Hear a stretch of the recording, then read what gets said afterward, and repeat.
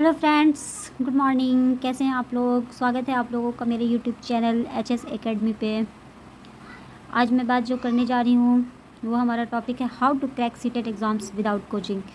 बिना कोचिंग के हम सीटेट एग्ज़ाम्स की तैयारी कैसे करें। बहुत सारे ऐसे लोग हैं जो डीएलएड बीएड करके बैठे हुए हैं, सीटेट बीटेट या कोई भी स्टेट पीसीएस की तैयारी कर रहे हैं, लेकिन उन लोगों से क्रैक नहीं हो पा रहा है। तो हम कहाँ पे फेलियर है जो हमसे तैयारी नहीं हो पा रही है या हम नहीं उस एग्ज़ाम्स को क्रैक कर पा रहे हैं। इस स्पेशली आज हम इसी चीज़ पे, या बहुत सारी ऐसी हाउस वाइफ है जो कोचिंग नहीं क्लास जा सकती हैं, क्लासेस नहीं जा सकती हैं, तो उनके लिए हम बात कर रहे हैं कि हम कैसे बिना कोचिंग के सीटेट एग्ज़ाम्स को क्रैक किया है। और स्पेशली मैं खुद की बात कर रही हूँ तो मैंने भी एग्ज़ाम 3 टाइम्स क्वालिफाई किया है।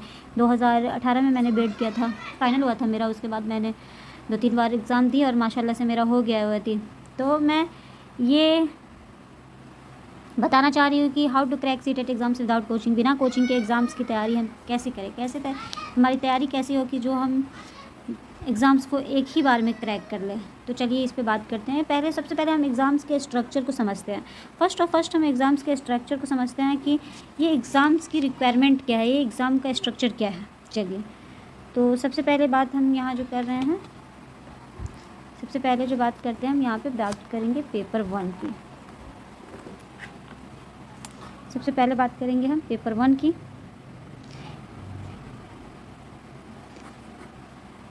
पेपर 1 का क्या स्ट्रक्चर है? पेपर 1 का स्ट्रक्चर है कि इसमें जो है वो 150 मार्क्स का हमारा एग्ज़ाम होता है। पेपर 1 एंड पेपर 2 भी जो होता है वो हमारा पेपर 2 भी हमारा कितने मार्क्स का होता है? 150 मार्क्स का। 150 मार्क्स का हमारा पेपर 2 भी होता है। पेपर 1 में जो सब्जेक्ट्स होते हैं वो 5 सब्जेक्ट्स में डिवाइड होते हैं। नंबर 1 CDP, जिसे हम चाइल्ड डेवलपमेंट एंड पेडागोजी कहते हैं, जो 30 मार्क्स का होता है। इसमें 50 मार्क्स का कंटेंट होता है एंड 50 मार्क्स का पेडागोजी होता है।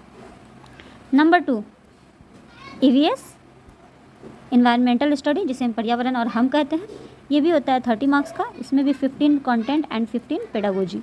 नंबर 3 मैथ्स, ये भी 30 मार्क्स का होता है। इसमें भी 15 content and 15 pedagogy. Number 4 Hindi, ये भी 30 का होता है। एंड 5th उर्दू रखिए या इंग्लिश लीजिए या कोई भी लोकल लैंग्वेज, ये आपको चूज़ करना होता है आप कौन सी लैंग्वेज ले रहे हैं।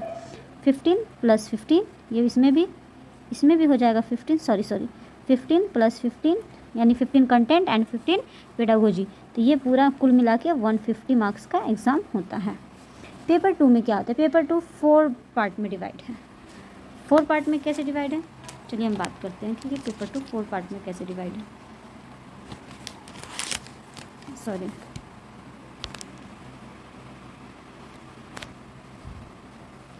First CDP as it is 30 marks का, ये दोनों में कॉमन है। हिंदी, ये भी दोनों में कॉमन है। लैंग्वेज वो फर्स्ट इसको बोलते हैं, ये भी 15 + 15। पेडागोजी कंटेंट, लैंग्वेज सेकेंड जो भी आप रखिए, उर्दू इंग्लिश जो भी रखिए, 30 15 + 15 कंटेंट 15 का, 15 का पेडागोजी। नंबर 3 में यहाँ 4 पार्ट में, ये पेपर 1 5 सब्जेक्ट में डिवाइड है, 5 सब्जेक्ट में है, लेकिन पेपर 2 जो है वो 4 ही सब्जेक्ट में है। इसमें क्या है? SST वाले SST पढ़ेंगे, उनका 60 मार्क्स का SST होगा। साइंस वाले साइंस पढ़ेंगे और लैंग्वेज वाले अपना लैंग्वेज पेपर पढ़ेंगे।